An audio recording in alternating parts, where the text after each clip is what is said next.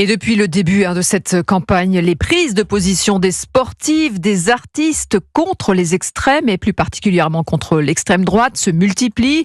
Aujourd'hui, c'est le planning familial qui monte au créneau. L'association créée en 1960 qui propose des services d'éducation à la sexualité vient de publier un communiqué. Et Guillaume Dominguez, elle appelle à voter pour le nouveau Front populaire. Et oui, 5 paragraphes rédigés en écriture inclusive dans lesquels, je cite, le planning familial rappelle que l'extrême droite est un danger pour les femmes, les personnes racisées, les personnes en situation de handicap, LGBTQIA+, et les personnes migrantes.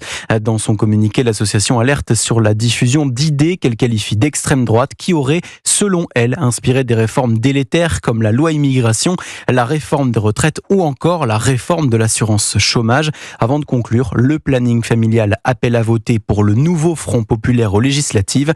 Une prise de position qui n'est pas nouvelle. En 2007, le planning familial avait déjà appelé à, je cite, un vote à gauche aux législatives pour faire barrage à l'UMP à l'époque. Un même combat durant l'entre-deux tours de l'élection présidentielle de 2017 avec la signature d'une tribune dans laquelle une soixantaine d'associations appelaient à faire barrage à Marine Le Pen.